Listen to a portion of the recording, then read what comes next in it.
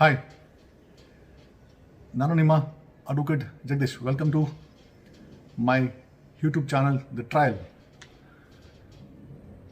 ದಯಮಾಡಿ ನಿಮಗೆ ವಿಡಿಯೋಗಳು ಇಷ್ಟ ಆಯಿತು ಅಂತಂದರೆ ಅಲ್ಲಿ ಸಬ್ಸ್ಕ್ರೈಬ್ ಅನ್ನೋ ಒಂದು ಬಟನ್ ಇದೆ. ಆ ಸಬ್ಸ್ಕ್ರೈಬ್ ಬಟನ್ನ ಯೂಟ್ಯೂಬಲ್ಲಿ ಸಬ್ಸ್ಕ್ರೈಬ್ ಅಂತ ಬಟನ್ ಇರ್ತದೆ, ಆ ವಿಡಿಯೋ ಕೆಳಗಡೆ ಇರುತ್ತೆ. ಆ ಸಬ್ಸ್ಕ್ರೈಬ್ ಬಟನ್ ಒತ್ತಿದ್ರೆ ನಿಮಗೆ ಪ್ರತಿ ಬಾರಿ ನಿಮಗೆ ಹೊಸ ವಿಡಿಯೋ ಮಾಡಿದಾಗ ನಿಮಗೆ ಆ ಹೊಸ ವಿಡಿಯೋಗಳ ವಿಚಾರ ಬರುತ್ತೆ. ಜೊತೆಯಲ್ಲಿ ಅಲ್ಲೊಂದು ಗಂಟೆ ಅಥವಾ ಬೆಲ್ಲಿನ ಒಂದು ಇದಿರ್ತದೆ. ಅದನ್ನು ನೀವೇನಾದರೂ ಪ್ರೆಸ್ ಮಾಡಿದ್ರೆ ಪ್ರತಿ ಬಾರಿ ಹೊಸ ವಿಡಿಯೋ ಹಾಕಿದಾಗ ನಿಮಗೆ ಆಟೋಮೆಟಿಕ್ಕಾಗಿ ಮೆಸೇಜ್ ಬರುತ್ತೆ. Do not miss an opportunity to learn the law simply. ನಮ್ಮ ಈ ಒಂದು ಯೂಟ್ಯೂಬ್ನ ಪಂಚ್ಲೈನೆ ಲರ್ನ್ ಲಾ ಸಿಂಪ್ಲಿ ಅಂತ, ಅಂದರೆ ಕಾನೂನನ್ನು ಆರಾಮಾಗಿ ಕಲೀರಿ ಅಂತ, ಅಂದರೆ ಬೇಸಿಕ್ಸ್ ಆಫ್ ಲಾ ಏನು ಬೇಕಾಗಿದೆ. ಇವತ್ತಿನ ವಿಚಾರ ವಿ ವಿಲ್ ಟೀಚ್ ಅಬೌಟ್ ವಿಚ್ಛೇದನ ಸಂಬಂಧಪಟ್ಟಾಗೆ ಅಥವಾ ಡೈವೋರ್ಸ್ಗೆ ಸಂಬಂಧಪಟ್ಟ ಹಾಗೆ ಅಥವಾ ಮ್ಯಾಟ್ರಿಮೋನಿಯಲ್ ಡಿಸ್ಪ್ಯೂಟ್ಸ್ ಅಂತ, ಅಥವಾ ನಿಮ್ಮ ಮದುವೆಗೆ ಸಂಬಂಧಪಟ್ಟಂಗೆ ಏನಾದರೂ ತಕರಾರುಗಳಿದ್ದರೆ ಅದಕ್ಕೆ ಪರಿಹಾರಗಳೇನು, ಮತ್ತು ಮದುವೆ ಅಂದರೆ ಏನು, ಮತ್ತು ವ್ಯಾಲಿಡ್ ಮ್ಯಾರೇಜ್ ಅಂದರೆ ನಿಜವಾಗ್ಲೂ ಕಾನೂನು ರೀತಿಯಲ್ಲಿ ನಿಜವಾದಂಥ ಮದುವೆ ಅಂದರೆ ಏನು, ಆಮೇಲೆ ಅಕಸ್ಮಾತ್ ನಿಮಗೆ ಈ ಒಂದು ಮದುವೆಯಿಂದ ಹೊರಗಡೆ ಬರಬೇಕು ಅಂದರೆ ವಿಚ್ಛೇದನ ತಗೊಳ್ಬೇಕು ಅಂತಂದರೆ ಅದಕ್ಕೆ ಬೇಕಾದಂಥ ಪ್ರೊಸೀಜರ್ಸ್ ಏನೋ ಅಥವಾ ಪ್ರಕ್ರಿಯೆ ಏನು, ಇದನ್ನು ತಿಳಿಸ್ಕೊಡೋದೆ ಈ ಒಂದು ವಿಡಿಯೋದ ಉದ್ದೇಶ. ಇನ್ನು welcome you all to my YouTube channel the trial. ಮತ್ತೊಮ್ಮೆ ಆ ಒಂದು ಸಬ್ಸ್ಕ್ರೈಬ್ ಮಾಡೋದು ಮರಿಬೇಡಿ. ಬೆಲ್ ಬಟನನ್ನು ಒತ್ತಿ. ನಿಮಗೆ ಪ್ರತಿ ಸಾರಿ ಹೊಸ ವಿಡಿಯೋ ಮಾಡಿದಾಗೂ ನಿಮಗೆ ಉಚಿತವಾಗಿ ನೀವು ಕಾನೂನನ್ನು ಕಲಿಯುವಂಥ ಒಂದು ಅವಕಾಶ ನಿಮಗೆ ಸಿಗುತ್ತೆ, ತಿಳ್ಕೊಳ್ಳೋಂಥ ಅವಕಾಶ ಸಿಗುತ್ತೆ. ಅಕಸ್ಮಾತ್ ನಿಮ್ಮ ಜೀವನದಲ್ಲಿ ಆ ಒಂದು ಕಷ್ಟಗಳು ಬಂದಾಗ ಅದನ್ನು ಉಪಯೋಗಿಸುವಂಥ ಒಂದು ಸಂದರ್ಭ ನಿಮಗೆ ಸಿಗುತ್ತೆ. So will start with this topic. ಇವತ್ತಿನ ಟಾಪಿಕ್ಕು ಮ್ಯಾರೇಜ್ ಅಂದರೆ ಏನು, ಮದುವೆ ಅಂದರೆ ಏನು, ವ್ಯಾಲಿಡ್ ಮದುವೆ ಅಂದರೆ ಏನು, ನಿಜವಾದ ಕಾನೂನು ರೀತಿಯಲ್ಲಿ ಮದುವೆ ಅಂದರೆ ಏನು, ಅದಕ್ಕೆ ಬೇಕಾದಂಥ ದಾಖಲೆಗಳೇನು, ಅಕಸ್ಮಾತ್ ಈ ಒಂದು ಮ್ಯಾರೇಜ್ ಡಿಸ್ಪ್ಯೂಟ್ಸ್ ಅಥವಾ ಮ್ಯಾಟ್ರಿಮೋನಿಯಲ್ ಡಿಸ್ಪ್ಯೂಟ್ಸ್ ಬಂದಾಗ ನಾವು ಎಲ್ಲಿ ಅಪ್ರೋಚ್ ಮಾಡಬೇಕು ಅದನ್ನು ಬಗೆಹರಿಸಿಕೊಳ್ಳಲು, ಅಕಸ್ಮಾತ್ ಬಗೆಹರಿದಿಲ್ಲ ಅಂತ ನಿಜವಾಗ್ಲೂ ವಿಚ್ಛೇದನ ಬೇಕು ಅಂದರೆ ಬೇಕಾದಂಥ ದಾಖಲೆಗಳೇನು, ಪ್ರೊಸೀಜರ್ಸ್ ಏನು, ಎಲ್ಲವನ್ನು ತಿಳಿಸ್ಕೊಡುವಂಥದ್ದು ಈ ಒಂದು ನಮ್ಮ ಯೂಟ್ಯೂಬ್ನ ಇವತ್ತಿನ ಒಂದು ಕಾರ್ಯಕ್ರಮ. Welcome you all once again. Will start with marriage ಅಂದರೆ ಏನು. ಪ್ರತಿಯೊಬ್ಬರು ನೋಡಿ, ಮದುವೆ ಆಗಬೇಕು ಅಂತಂದರೆ ಕಾನೂನಿನ ಪ್ರಕಾರ ಕೆಲವೊಂದು ದಾಖಲೆಗಳು, ಕೆಲವೊಂದು ನಿಬಂಧನೆಗಳನ್ನು ನಾವು ಮದುವೆ ಮಾಡಿಕೊಳ್ಳುವ ಯಾರೇ ಒಂದು ಗಂಡ ಮತ್ತು ಒಂದು ಹುಡುಗ ಒಂದು ಹುಡುಗಿ ಮದುವೆ ಮಾಡಿಕೊಳ್ತಾರೆ, ಕೆಲವೊಂದು ನಿಬಂಧನೆಗಳನ್ನು, ಕೆಲವೊಂದು ದಾಖಲೆಗಳನ್ನು ಇಟ್ಕೊಳ್ಬೇಕಾಗುತ್ತೆ. ಆಗ ಅದು ವ್ಯಾಲಿಡ್ ಮ್ಯಾರೇಜ್ ಆಗುತ್ತೆ. ಕಂಪಲ್ಸರಿ ರಿಜಿಸ್ಟ್ರೇಷನ್ ಮಾಡಿದ್ರೆ ತುಂಬ ಒಳ್ಳೆಯದು. ಯಾವುದೇ ಒಂದು ಮದುವೆನಾಗಲಿ ಕಂಪಲ್ಸರಿ ರಿಜಿಸ್ಟ್ರೇಷನ್ ಮಾಡಿದ್ರೆ ತುಂಬ ಒಳ್ಳೆಯದು. ಇಲ್ಲ ಅಂತಂದರೂ ಸಹ ಕೆಲವೊಂದು ದಾಖಲೆಗಳನ್ನು ಮಾಡಿಕೊಂಡ್ರೆ ಯಾವ ಒಂದು ವಿಚಾರದಲ್ಲಿ ನೀವು ಕಂಪಲ್ಸರಿ ರಿಜಿಸ್ಟ್ರೇಷನ್ ಮಾಡಬೇಕಾಗತ್ತೆ, ಯಾವ ಒಂದು ವಿಚಾರದಲ್ಲಿ ಕಂಪಲ್ಸರಿ ಮದುವೆ ರಿಜಿಸ್ಟ್ರೇಷನ್ ಅವಶ್ಯಕತೆ ಇಲ್ಲ, ಎರಡೂ ಹೇಳ್ತೀವಿ. ಬಟ್ ಕಂಪಲ್ಸರಿ ರಿಜಿಸ್ಟ್ರೇಷನ್ ಮಾಡಿದ್ರೆ ತುಂಬ ಒಳ್ಳೆಯದು. ಯಾಕಂದರೆ ಒಂದು ವ್ಯಾಲಿಡ್ ಡಾಕ್ಯುಮೆಂಟ್ ಕ್ರಿಯೇಟ್ ಆಗುತ್ತೆ. ನೀವು ಗಂಡ ಹೆಂಡತಿ ಅಂತ ಇಬ್ಬರಿಗೂ ಕೂಡ ಅದು ತುಂಬ ಒಳ್ಳೆಯದು. ಇನ್ನು ಕಮಿಂಗ್ ಟು ಅಂದರೆ ಒಂದೇ ಧರ್ಮದಲ್ಲಿ ಮದುವೆ ಆದರೆ ಕಂಪಲ್ಸರಿ ರಿಜಿಸ್ಟ್ರೇಷನ್ ಅವಶ್ಯಕತೆ ಇಲ್ಲ. ಅಥವಾ ಹೆಣ್ಣೊಂದು ಧರ್ಮ ಗಂಡೊಂದು ಧರ್ಮ ಆದಾಗ ಕಂಪಲ್ಸರಿ ರಿಜಿಸ್ಟ್ರೇಷನ್ ಆದರೆ ಮಾತ್ರ ಅದೊಂದು ವ್ಯಾಲಿಡ್ ಮ್ಯಾರೇಜ್ ಅಂತ ಕಾನೂನು ಹೇಳುತ್ತೆ. ಹಾಗಾಗಿ ಅನ್ಯ ಧರ್ಮಗಳಲ್ಲಿ ಯಾರೇ ಮದುವೆ ಆದರೂ ಕೂಡ ಕಂಪಲ್ಸರಿಯಾಗಿ ಸಬ್ ರಿಜಿಸ್ಟ್ರ್ ಆಫೀಸಲ್ಲಿ ಅಥವಾ ಮ್ಯಾರೇಜ್ ಆಫೀಸಲ್ಲಿ ಅದನ್ನು ನೋಂದಣಿ ಮಾಡಿಸೋದನ್ನು ಮರಿಬೇಡಿ. ಇಲ್ಲದಿದ್ದರೆ ಆ ಒಂದು ಮದುವೆ ಇನ್ವ್ಯಾಲಿಡ್ ಅಂತ ಕನ್ಸಿಡರ್ ಆಗುತ್ತೆ, ವ್ಯಾಲಿಡೇಷನ್ಗೆ ಬರೋದಿಲ್ಲ. ಕಂಪಲ್ಸರಿ ಆ ಒಂದು ಅನ್ಯ ಧರ್ಮಗಳಲ್ಲಿ ಅಕಸ್ಮಾತ್ ಹಿಂದೂ ಮತ್ತೊಂದು ಧರ್ಮ ಅಥವಾ ಮುಸಲ್ಮಾನ ಮತ್ತೊಂದು ಹೆಣ್ಣೊಂದು ಧರ್ಮ ಗಂಡೊಂದು ಧರ್ಮವಾದಾಗ ಕಂಪಲ್ಸರಿ ರಿಜಿಸ್ಟ್ರೇಷನ್ ಮಾಡಿದ್ರೆ ಮಾತ್ರ ಆ ಒಂದು ಮದುವೆ ವ್ಯಾಲಿಡ್ ಅಂತ ಕಾನೂನು ಹೇಳುತ್ತೆ. ನಿಜವಾಗ್ಲೂ ಮದುವೆಗೆ ಬೇಕಾದಂಥ ಮದುವೆ ಅಂತ ಹೇಳಲಿಕ್ಕೆ ಕೋರ್ಟ್ ಕೇಳುವಂಥ ದಾಖಲೆಗಳೇನು. ಸಾಮಾನ್ಯವಾಗಿ ನಾವು ಮದುವೆ ಮಾಡಿದಾಗ ಚಿತ್ರಗಳನ್ನು ತೆಗೆಸ್ತೀವಿ ಅಥವಾ ಫೋಟೋಗಳನ್ನು ತೆಗೆಸ್ತೀವಿ. ಫೋಟೋಗಳು ಈಸ್ ಏನ್ ಎವಿಡೆನ್ಸ್ ಏನೋ. ಸೊ ಒಂದು ವ್ಯಾಲಿಡ್ ಮ್ಯಾರೇಜ್ಗೆ ಫೋಟೋಗಳು ತುಂಬ ಇಂಪಾರ್ಟೆಂಟು. ಮದುವೆಯ ಫೋಟೋಗಳನ್ನು ಕಂಪಲ್ಸರಿಯಾಗಿ ಇಟ್ಕೊಳ್ಬೇಕಾಗತ್ತೆ. ತದನಂತರ ಮದುವೆ ವೆಡ್ಡಿಂಗ್ ಕಾರ್ಡ್, ಸಾಮಾನ್ಯವಾಗಿ ನಾವು ಮದುವೆ ಮಾಡಿದಾಗ ಲಗ್ನ ಪತ್ರಿಕೆ ಅಂತ ಎಲ್ಲರಿಗೂ ಹಂಚ್ತೇವೆ. ಅದನ್ನು ಪ್ರಿಂಟ್ ಮಾಡಿ ಲಗ್ನ ಪತ್ರಿಕೆ, ಒಂದು ಮದುವೆಯ ಲಗ್ನ ಪತ್ರಿಕೆಗಳು ಒಂದು 5-10 ಸಪ್ರೇಟಾಗಿ ನೀವು ಮದುವೆ ಆಗಿದ ತಕ್ಷಣ ಅದನ್ನು ಕಬೋರ್ಡಲ್ಲೆಲ್ಲ ಎತ್ತಿಡಿ. ಯಾಕಂದರೆ ಕಾನೂನು ಪ್ರಕ್ರಿಯೆಗೆ ಕೆಲವೊಂದು ಟೈಮ್ ಸಮಸ್ಯೆಗಳಾದಾಗ ಅದೆಲ್ಲ ಬೇಕಾಗುತ್ತೆ. ಸೊ ಒಂದು ನಿಮ್ಮ ಮದುವೆಯ ಫೋಟೋಸು ತುಂಬ ಇಂಪಾರ್ಟೆಂಟು, ವಿಡಿಯೋಸ್ ಇದು ತುಂಬ ಒಳ್ಳೆಯದು. ಜೊತೆಯಲ್ಲಿ ನಮಗೆ ಬೇಕಾಗಿರೋದು ಮದುವೆಯ ಲಗ್ನ ಪತ್ರಿಕೆ, ಜೊತೆಯಲ್ಲಿ ಕೆಲವು ವಿಟ್ನೆಸ್ಗಳು ಅಂದರೆ ನಿಮ್ಮ ಮದುವೆನ ನೋಡಿರುವಂಥ ಕೆಲವು ವ್ಯಕ್ತಿಗಳು ಬೇಕಾಗುತ್ತೆ. ಸೊ ಇದು ವ್ಯಾಲಿಡ್ ಮ್ಯಾರೇಜ್ಗೆ ಬೇಕಾದಂಥ ದಾಖಲೆಗಳು. ಆಮೇಲೆ ಹುಡುಗಿ ಕಂಪಲ್ಸರಿಯಾಗಿ 18 ವರ್ಷ ತುಂಬಿರಬೇಕು, ಹುಡುಗನಿಗೆ 21 ವರ್ಷ ತುಂಬಿರಲೇಬೇಕು. ಸೊ ಇವೆರಡೂ ಸಹ ತುಂಬ ಇಂಪಾರ್ಟೆಂಟು. ಜೊತೆಯಲ್ಲಿ ಕೆಲವು ಸಾಕ್ಷಿಗಳಿದ್ದರೆ ಅದನ್ನು ವ್ಯಾಲಿಡ್ ಮ್ಯಾರೇಜ್ ಅಂತ ಕನ್ಸಿಡರ್ ಮಾಡ್ತದೆ. ಮತ್ತು ಒಂದೇ ಧರ್ಮದಲ್ಲಿ ಮದುವೆ ಆದರೆ ರಿಜಿಸ್ಟ್ರೇಷನ್ ಕಂಪಲ್ಸರಿ ಏನಿಲ್ಲ, ಇಷ್ಟು ದಾಖಲೆಗಿದ್ರೆ ಸಾಕು. ಅಕಸ್ಮಾತ್ ನೀವು ಹುಡುಗ ಒಂದು ಧರ್ಮ ಹುಡುಗಿ ಒಂದು ಧರ್ಮ ಅಂತಂದರೆ ಇಷ್ಟೆಲ್ಲ ದಾಖಲೆ ಜೊತೆಯಲ್ಲಿ ಮದುವೆ ಅನ್ನೋದು ನೋಂದಣಿ ಆಗಬೇಕು, ಅಥವಾ ಸಬ್ ರಿಜಿಸ್ಟರ್ ಆಫೀಸಲ್ಲಿ ಅಥವಾ ಮ್ಯಾರೇಜ್ ಆಫೀಸಲ್ಲಿ ಈ ಒಂದು ಮದುವೆಯನ್ನು ಈ ಒಂದು ಮ್ಯಾರೇಜನ್ನು ರಿಜಿಸ್ಟರ್ ಮಾಡಿದ್ರೆ ಮಾತ್ರ ಅದು ಸಿಂಧು ಅಂದರೆ ಅಥವಾ ವ್ಯಾಲಿಡ್ ಮ್ಯಾರೇಜ್ ಅಂತ ಕಾನೂನು ಹೇಳುತ್ತೆ. ಇಲ್ಲ ಅಂತಂದರೆ ಆ ಒಂದು ಮದುವೆಗೆ ಯಾವುದೇ ರೀತಿಯ ವ್ಯಾಲಿಡೇಷನ್ ಇರೋದಿಲ್ಲ. ಇದು ನೀವು ತಿಳ್ಕೊಳ್ಬೇಕಾದಂಥ ವಿಚಾರ. ಆಮೇಲೆ ಸಾಮಾನ್ಯವಾಗಿ ಮದುವೆ ಆಗಿದ ಕೆಲವು ದಿವಸಗಳಲ್ಲಿ ಗಲಾಟೆಗಳು ಅಥವಾ ಒಬ್ರಿಗೊಬ್ರು ಡಿಸ್ಪ್ಯೂಟ್ಸು ಇದನ್ನೆಲ್ಲ ಶುರುವಾಗುತ್ತೆ. ಇದೆಲ್ಲ ಶುರುವಾದಾಗ ಏನು ಮಾಡೋದು? ಸೊ ಅಲ್ಟಿಮೇಟ್ಲಿ ಮದುವೆ ಮಾಡಿಕೊಂಡಾಗ ಸ್ಟಾರ್ಟಿಂಗಲ್ಲೆಲ್ಲ ಚೆನ್ನಾಗಿರುತ್ತೆ, ಪ್ರೀತಿ ಬಾಂಧವ್ಯಗಳಿರ್ತದೆ. ಹೋಗ್ತಾ ಫ್ರಸ್ಟ್ರೇಷನ್ಸ್ ಅದು ಇದು, ಇವತ್ತಿನ ಸ್ಟ್ರೆಸ್ ಲೆವೆಲ್ಲು ಮತ್ತು ಇವತ್ತಿನ ಲೈಫ್ ಸ್ಟೈಲ್ಗಳನ್ನು ನೋಡಿದಾಗ ಸಾಮಾನ್ಯವಾಗಿ ಜನರು ಸ್ಟ್ರೆಸ್ಗೆ ಬಂದು ಗಂಡ ಹೆಂಡತಿ ಕಿತ್ತಾಡಿ ಡಿಸ್ಪ್ಯೂಟ್ಸ್ಗಳು ಕ್ರಿಯೇಟ್ ಆಗುತ್ತೆ, ತಂದೆ ತಾಯಿ ಇನ್ವಾಲ್ವ್ಮೆಂಟ್ ಆಗ್ತಾರೆ, ನ್ಯಾಯ ಪಂಚಾಯತಿಗಳಾಗುತ್ತೆ. ಎಲ್ಲ ಮಾಡೋದ್ರೂ ಸಹ ರಿಸಾಲ್ವ್ ಆಗಿಲ್ಲ ಅಂತಂದರೆ, ಅಥವಾ ತಮಗೆ ಯಾರೂ ಅದನ್ನು ನ್ಯಾಯ ಮಾಡಿ ಪಂಚಾಯತಿ ಮಾಡಿ ರಿಸಾಲ್ವ್ ಮಾಡೋರು ಎಲ್ಲ you can consult some private mediators. ನಿಮಗೆ ಪ್ರೈವೇಟ್ ಮೀಡಿಯೇಟರ್ಸ್ ಇರ್ತಾರೆ. ಅಲ್ಲಿಗೂ ಆಗಿಲ್ಲ ಅಂತಂದರೆ ನಮ್ಮ ಬೆಂಗಳೂರಿಗೆ ಸಂಬಂಧಪಟ್ಟಂಗೆ ಅಥವಾ ಪ್ರತಿ ಡಿಸ್ಟ್ರಿಕ್ಸಲ್ಲೂ ಕೂಡ ಮಹಿಳಾ ಪೊಲೀಸ್ ಠಾಣೆಗಳಿರ್ತದೆ, ಅಥವಾ ಪೊಲೀಸ್ ಠಾಣೆಗಳಲ್ಲಿ ಕೌನ್ಸಿಲಿಂಗ್ ಮೀಡಿಯೇಷನ್ ಸೆಂಟರ್ಸ್ ಅಂತ ಸಪ್ರೇಟ್ ಆಗಿರ್ತದೆ ಒಂದು ಡಿಸ್ಟ್ರಿಕ್ಟಿಗೆ ಸಂಬಂಧಪಟ್ಟಂಗೆ. ಬೆಂಗಳೂರಿನಲ್ಲಿ ನಮಗೆ ಬ್ಯಾಂಗ್ಳೂರು ಸಿಟಿ ಪೊಲೀಸ್ ಕಮಿಷನ್ ಆಫೀಸಲ್ಲಿ ಮಹಿಳಾ ಸಹಾಯವಾಣಿ ಅಂತ ಇದೆ, ವನಿತಾ ಸಹಾಯವಾಣಿ ಅಂತ ಇದೆ. ತಾವು ಅಲ್ಲಿ ಅಪ್ರೋಚ್ ಮಾಡಿದ್ರೆ ಅಥವಾ ಅಲ್ಲಿ ತಮ್ಮ ಲಿಖಿತ ದೂರನ್ನು ಕೊಟ್ಟರೆ, ಅಕಸ್ಮಾತ್ ಹುಡುಗಿ ಏನಾದರೂ ತಪ್ಪು ಮಾಡಿದರೆ ಹುಡುಗನಿಗೆ ನೋಟಿಸ್ ಕೊಡ್ತಾರೆ, ಅಥವಾ ಹುಡುಗ ಏನಾದರೂ ಗಲಾಟೆ ಮಾಡ್ಕೊಂಡಿದ್ರೆ ಅವರಿಬ್ಬರಿಗೂ ಕರೆದು ಅಲ್ಲಿ ಪ್ರೊಫೆಷನಲ್ಸ್ ಇರ್ತಾರೆ, ಕೌನ್ಸಿಲರ್ಸ್ ಇರ್ತಾರೆ, ಮತ್ತು ಸಂಬಂಧಪಟ್ಟಂಥ ಐ ಥಿಂಕ್ ಅದಕ್ಕೆ ಬೇಕಾದಂಥ ನುರಿತ ವ್ಯಕ್ತಿಗಳು ನಿಮಗೆ ಕೌನ್ಸಿಲಿಂಗ್ ಮಾಡಿ ನಿಮ್ಮ ಡಿಸ್ಪ್ಯೂಟ್ಗಳನ್ನು ರಿಸಾಲ್ವ್ ಮಾಡಿ ನಿಮ್ಮಲ್ಲಿರುವಂಥ ಸಮಸ್ಯೆಗಳನ್ನು ಬಗೆಹರಿಸುವಂಥ ಒಂದು ಕಾರ್ಯವನ್ನು ಸರ್ಕಾರ ಇದನ್ನು ಮಾಡ್ತಾ ಇದೆ. ಅದರ ಪೂರ್ಣ ಪ್ರಯೋಜನವನ್ನು ತಾವೆಲ್ಲ ಪಡ್ಕೊಳ್ಬೇಕಾಗುತ್ತೆ. ಏನಕ್ಕೆ ಇದು ತುಂಬ ಇಂಪಾರ್ಟೆಂಟು ಅಂತಂತಂದರೆ, ಸಾಮಾನ್ಯವಾಗಿ ಎಲ್ಲರೂ ಸಹ ಗಲಾಟೆ ಮಾಡಿಕೊಂಡ್ರೆ ಡೈವರ್ಸಲ್ಲಿ ಎಂಡ್ ಆಗಬಾರ್ದು ಅಂತ ಒಂದೇ ಒಂದು ಕಾರಣಕ್ಕೋಸ್ಕರ, ಮ್ಯಾರೇಜ್ಗಳನ್ನು ಉಳಿಸೋಕ್ಕೋಸ್ಕರ ಈ ಒಂದು ಮೀಡಿಯೇಷನ್ ಸೆಂಟರ್ಸನ್ನು ಸರ್ಕಾರ ಪ್ರತಿಯೊಂದು ಜಿಲ್ಲೆನಲ್ಲೂ ಓಪನ್ ಮಾಡಿದೆ. ಕರ್ನಾಟಕದ ಪ್ರತಿಯೊಂದು ಜಿಲ್ಲೆಯಲ್ಲೂ ಇದೆ.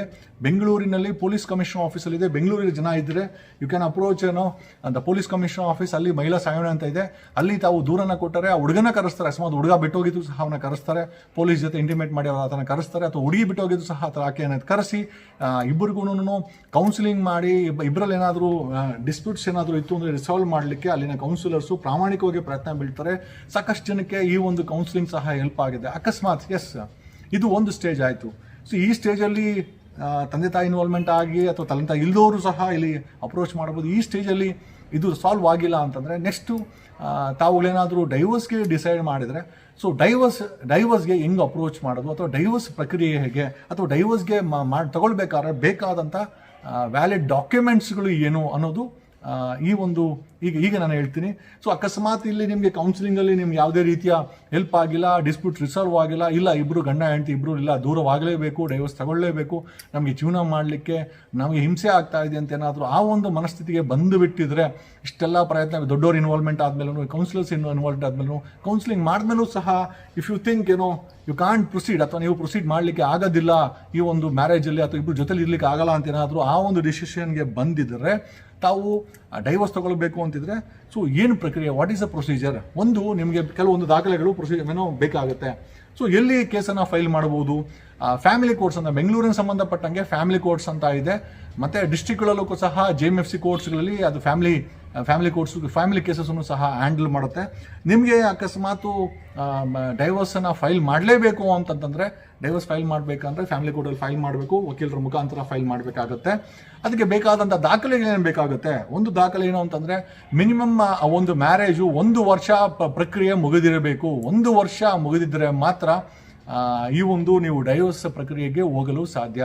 Minimum 1 year completion of marriage, 1 ವರ್ಷ ಮ್ಯಾರೇಜ್ ಕಂಪ್ಲೀಷನ್ ಆಗಿರಬೇಕು, ಒಂದು ಫಸ್ಟ್ ಕಂಡೀಷನು.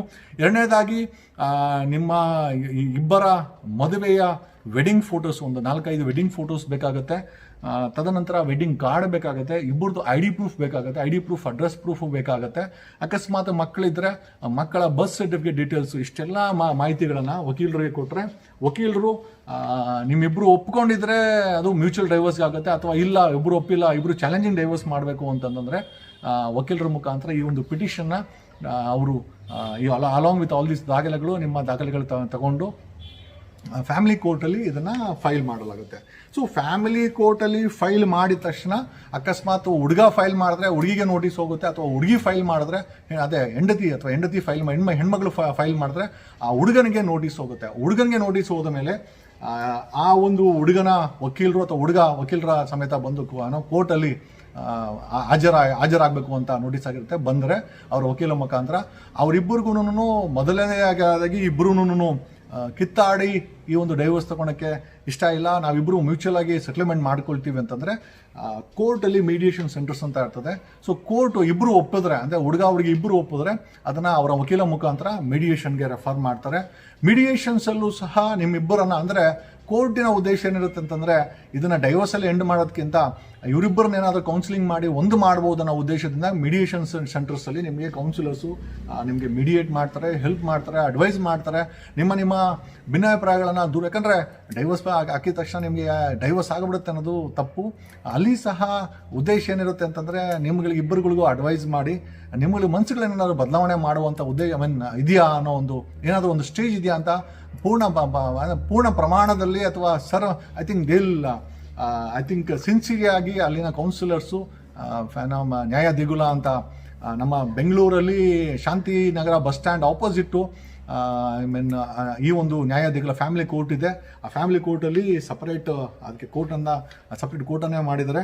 ಸೊ ಈ ಒಂದು ನ್ಯಾಯ ದೇಗುಲದಲ್ಲಿ ನೀವು ಪಿಟಿಷನ್ ಹಾಕಿದ್ರೆ ಮೀಡಿಯೇಷನ್ ರೆಫರ್ ಆಗುತ್ತೆ. ಅಲ್ಲಿ 60 ದಿವಸಗಳ ಕಾಲ ಆ ಒಂದು ಮೀಡಿಯೇಷನ್ ಅಂದರೆ ಕೋರ್ಟಿನ ಕೆಳಗಡೆ ಮೀಡಿಯೇಷನ್ ಸೆಂಟರ್ಸ್ ಇದೆ, ಅಲ್ಲಿರ್ತದೆ.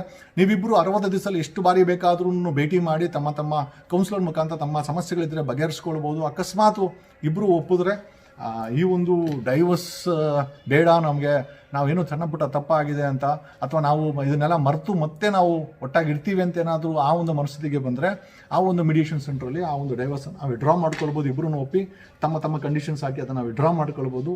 ಜೀವನ ಚೆನ್ನಾಗಿರುತ್ತೆ. ಅಕಸ್ಮಾತ್ ತಾವುಗಳು ಒಪ್ಪಲಿಲ್ಲ, ಡೈವರ್ಸ್ ಬೇಕೇ ಬೇಕು ಅಂತಂದರೆ ಅದಕ್ಕೂ ಸಹ ಮೀಡಿಯೇಷನ್ 60 ದಿವಸ ಮೀಡಿಯೇಷನ್ ಕೆಳಗಡೆ ಕೋರ್ಟಿಂದ ಕೆಳಗಡೆ ಏನಿರುತ್ತೆ ಅಲ್ಲಿ ನಿಮಗೆ ಅವಕಾಶ ಇದೆ. ನೀವು ಕಂಡೀಷನ್ಸ್ ಹಾಕೊಂಡು ಆಯಿತು ನನಗೆ ಬೇಡ, ನನಗೆ ಇದು ಜೀವನ ಮಾಡಲಿಕ್ಕೆ ಇಷ್ಟು, ಅಥವಾ ನನಗೆ ಇದು ಬೇಡ, ನಮಗೆ ಡೈವರ್ಸ್ ಕೊಟ್ಬಿಟ್ರೆ ಸಾಕು, ನೀವು ಕಂಡೀಷನ್ಸ್ ಹಾಕೊಂಡು ಒಂದು ಅಗ್ರಿಮೆಂಟ್ ಆಗುತ್ತೆ. ಸೊ ಅಗ್ರಿಮೆಂಟ್ ಮೇಲೆ ಅಗ್ರಿಮೆಂಟ್ ಆಯಿತು ಅಂತಂದರೆ ಅಗ್ರಿಮೆಂಟ್ ಮಾಡ್ತಾರೆ. ಅಗ್ರಿಮೆಂಟ್ ಆಗಿದ ತಕ್ಷಣ ಕೋರ್ಟ್ಗೆ ಹೋಗುತ್ತೆ, ಅದು ಕೋರ್ಟ್ ಅಕ್ಸೆಪ್ಟ್ ಮಾಡ್ಕೊಳ್ತದೆ. ನಿಮ್ಮಿಬ್ಬರನ್ನ ಕೇಳ್ತಾರೆ, ಈ ಅಗ್ರಿಮೆಂಟ್ಗೆ ನೀವೊಬ್ಬರು ಒಪ್ಪಿದ್ದೀರಾ, ಇಬ್ಬರು ಡೈವರ್ಸ್ ತೊಗೊಳಕ್ಕೆ ಇಷ್ಟ ಇದೆಯಾ, ಅಥವಾ ಏನಾದರೂ ಬರುವಂತಾಗಿ ಮಾಡ್ತಾ ಇದ್ದಾರೆ, ಇಲ್ಲ ನಾವು ತಗೊಳ್ತೀವಿ ಅಂತಂದರೆ ಕೋರ್ಟು ನಿಮಗೆ ಡೈವರ್ಸ್ ಅನ್ನೋ ಒಂದು ಡಿಗ್ರಿಯನ್ನು ನಿಮ್ಮಿಬ್ಬರಿಗೂ ಕೊಡ್ತದೆ. ಅಲ್ಲಿಗೆ ನಿಮ್ಮ ಒಂದು ಮ್ಯಾರೇಜು ಮುರಿದು ಹೋಯಿತು ಅಥವಾ ಬೇರ್ಪಡಲಾಯಿತು ಅನ್ನೋದು ಈ ಒಂದು ಪ್ರಕ್ರಿಯೆ. ಸಾಮಾನ್ಯವಾಗಿ ಸಾಮಾನ್ಯವಾಗಿ ನಮ್ಮ ಆಫೀಸಿಂದ ನಾವೆಲ್ಲ ಪ್ರಯತ್ನ ಬೀಳೋದೇನು ಅಂತಂದರೆ ವಕೀಲರುಗಳು ಸಾಮಾನ್ಯವಾಗಿ ಈ ರೀತಿ ಡಿಸ್ಪ್ಯೂಟ್ಸ್ ಆದಾಗ ಗಂಡ ಹೆಂಡತಿ ಇಬ್ಬರು ಬಂದಾಗ will try to counsel them, ನಮ್ಮ ಕೈಲಾದಂಥ ಕೌನ್ಸಿಲಿಂಗ್ನ will try to do them. ಅಲ್ಲಿಗೂ ಆಗಲಿಲ್ಲ ಅಂತಂದರೆ will refer the matter to Vanitha Sahayavani. ತದನಂತರ ಅಲ್ಲಿನೂ ಆಗಲಿಲ್ಲ ಅಂತಂದರೆ will refer the matter to, ಇಲ್ಲ ನಾವು ಡೈವರ್ಸ್ಗೆ ಹೋಗಲೇಬೇಕು ಅಂದಾಗ ಸೊ ಡೈವರ್ಸ್ ಪಿಟಿಷನ್ಸ್ನ ಈ ಒಂದು ದಾಖಲೆಗಳು ನಾನು ನಿಮ್ಗೆ ಆವಾಗಲೇ ಹೇಳಿದೆ.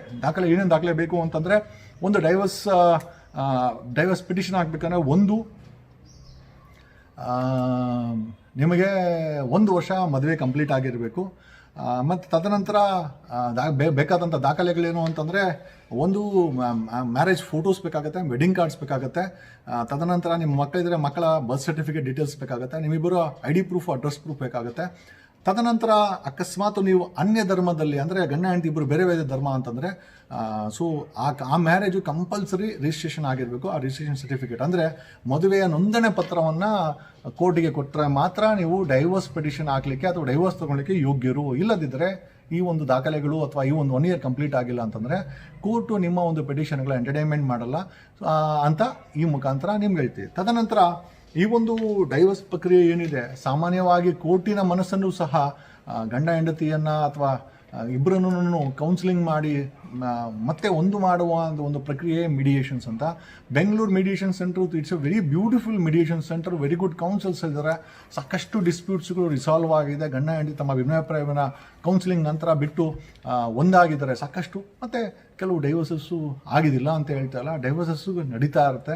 ಬಟ್ ನಾವೇನು ಹೇಳೋದೇನೋ ಅಂತಂದರೆ, ಸಾಮಾನ್ಯವಾಗಿ ಒಂದು ಡೈವರ್ಸ್ ಅನ್ನೋ ಒಂದು ಪಿಕ್ಚರ್ ಯಾವಾಗ ಬರುತ್ತೆ ಅಂದರೆ ಮನಸ್ಸುಗಳು ಒಡೆದಾಗ. ಸಾಮಾನ್ಯವಾಗಿ ಮನಸ್ಸುಗಳು ಯಾಕೆ ಒಡೆಯುತ್ತೆ ಅಂತಂದರೆ, ಒಬ್ಬರ ವಿಚಾರ ಇನ್ನೊಬ್ಬರು ಮೆಚ್ಚದೇ ಇದ್ದಾಗ ಅಥವಾ ಒಬ್ಬರ ವಿಚಾರ ಇನ್ನೊಬ್ಬರು ಒಪ್ಕೊಳ್ಳದೇ ಇದ್ದಾಗ. ಸೊ ಈ ಎಲ್ಲ ವಿಚಾರಗಳು ಬಂದಾಗ ಸಾಮಾನ್ಯವಾಗಿ ನಾವು ಹೇಳೋದೇನು ಅಂತಂದರೆ, ಅಟ್ಲೀಸ್ಟ್ ಯಾರಾದರೂ ಒಬ್ರು ಅಡ್ಜಸ್ಟ್ ಮಾಡಿಕೊಂಡ್ರೆ ಆ ಒಂದು ಮ್ಯಾರೇಜು ಸೇವ್ ಆಗುತ್ತೆ. ಯಾಕಂತಂದರೆ ಬರೀ ಗಂಡ ಹೆಂಡತಿ ಇದ್ದರೂ ಕೂಡ ಆ ಗಂಡ ಹೆಂಡತಿ ಅನ್ನೋದ್ಮೇಲೆ ಫ್ಯಾಮಿಲೀಸ್ ಡಿಪೆಂಡ್ ಆಗುತ್ತೆ. ಹುಡುಗಿಯ ಫ್ಯಾಮಿಲಿ ಕಡೆಯವರು, ಹುಡುಗರ ಫ್ಯಾಮಿಲಿ ಎಲ್ಲರೂ ಸಹ ಮಾನಸಿಕ ಖಿನ್ನತೆಯಲ್ಲಿ ಒಳಗಾಗ್ತಾರೆ. They all go through all tensions. ಯಾರಾದರೂ ಒಬ್ಬರು ಅಡ್ಜಸ್ಟ್ ಮಾಡಿಕೊಂಡಾಗ ಈ ಒಂದು ಡೈವೋರ್ಸ್ಗಳಿಗೆ ಕಡಿವಾಣ ಹಾಕ್ಬೋದು. ಯಾಕಂತಂದರೆ ವರ್ಷಕ್ಕೆ ಸಾವಿರಾರು ಜನ ಡೈವೋರ್ಸ್ ಪ್ರತಿದಿನ ತಗೊಳ್ತಾ ಇರ್ತಾರೆ. ಸಾವಿರಾರು ಕುಟುಂಬಗಳು ಒಡೆದೋಗುತ್ತೆ. ಸಾವಿರಾರು ಗಂಡ ಹೆಂಡತಿ ದೂರವಾಗ್ತಾರೆ. ಆ ಗಂಡ ಹೆಂಡತಿ ಜೊತೆಯಲ್ಲಿ ಕುಟುಂಬಗಳ ಮೇಲೆ ಆಗುವಂಥ ಖಿನ್ನತೆ, ಪ್ಲಸ್ ಅವ್ರಿಗೆ ಮಕ್ಕಳಿದ್ದಾಗ ಮಕ್ಕಳ ಮೇಲೆ ಆಗುವಂಥ ಒಂದು ಪರಿಣಾಮ ಅಥವಾ ಸೈಕಲಾಜಿಕಲ್ ಎಫೆಕ್ಟ್, ಇದನ್ನೆಲ್ಲ ನೋಡಿದಾಗ ಎಲ್ಲೋ ಒಂದು ಕಡೆ ಗಂಡ ಹೆಂಡತಿ ಡಿಸ್ಪ್ಯೂಟ್ಸ್ ಬಂದಾಗ ಎಲ್ಲೋ ಒಂದು ಕಡೆ ಇಬ್ಬರು ಕೂತು ಮಾತಾಡೋದು ಅಥವಾ ಕೌನ್ಸಿಲ್ಸ್ ಕೂತ್ಕೊಂಡು ತಮ್ಮ ಭಿನ್ನಾಭಿಪ್ರಾಯನ ಬಗೆಹರಿಸ್ಕೊಂಡು ಮತ್ತೆ ಒಂದಾದರೆ ನಿಜವಾಗ್ಲೂ ಅವರು ಎಲ್ಲೋ ಒಂದು ಕಡೆ ಸಮಾಜಕ್ಕೆ ಕೊಡುವಂಥ ಕೊಡುಗೆ, ಅವ್ರಿಗೆ ಕೊಡುವಂಥ ಕೊಡುಗೆ, ಎಲ್ಲೋ ಒಂದು ಕಡೆ ಒಂದು ಮದುವೆಯನ್ನು ಉಳಿಸಿದಂತ. ಯಾಕಂದರೆ ಮದುವೆ ಮಾಡ್ಕೊಳ್ಳೋದು ತುಂಬ ಇಂಪಾರ್ಟೆಂಟ್ ಅಂತಲ್ಲ, ಆ ಮದುವೆಯನ್ನು ಉಳಿಸಿ ಜೀವನ ಪರ್ಯಂತ ಆ ಸಂಸಾರವನ್ನು ನಡೆಸಿ ನಮ್ಮ ಮೇಲಿರೋ ಜವಾಬ್ದಾರಿಯನ್ನು ಅಥವಾ ನಾವು ಎತ್ತಿರೋ ಮಕ್ಕಳ ಜವಾಬ್ದಾರಿಯನ್ನು ನಡೆಸುವುದು ತುಂಬ ಇಂಪಾರ್ಟೆಂಟು. ಅಥವಾ ನಮ್ಮನ್ನು ಎತ್ತೋರು ಅಥವಾ ನಾವು ಕಟ್ಟಿಕೊಂಡವ್ರನ್ನ ಎತ್ತಿರೋರಿಗೆ ಯಾವುದೇ ರೀತಿಯ ದುಃಖವಾಗದೆ ನಡ್ಕೊಳ್ಳೋದು. ಯಾಕಂದರೆ ಮದುವೆ ಆಗಬೇಕಾದ್ರೆ ಇರುವಂಥ ಖುಷಿ ಮದುವೆ ಡೈವರ್ಸ್ ತಗೊಳ್ಬೇಕಾದ್ರೆ ಯಾರಿಗೂ ಇರೋದಿಲ್ಲ. ಯಾಕಂತಂದರೆ ಆ ಮದುವೆ ಮಾಡಬೇಕಾದಂಥ ಖುಷಿ ಮುಖದಲ್ಲಿ ಏನಿರುತ್ತೆ ಅದೇ ಡೈವರ್ಸಲ್ಲಿ ಇರೋಲ್ಲ. ಯಾಕಿರಲ್ಲ ಅಂತಂದರೆ ಮನಸ್ಸುಗಳು ಮತ್ತು ಆ ಒಂದು ಸಂಬಂಧಗಳು ಒಡೆದೋಗೋಂಥ ವಿಚಾರವಾದದಿಂದ ಯಾರೂ ಇಷ್ಟಪಡೋದಿಲ್ಲ.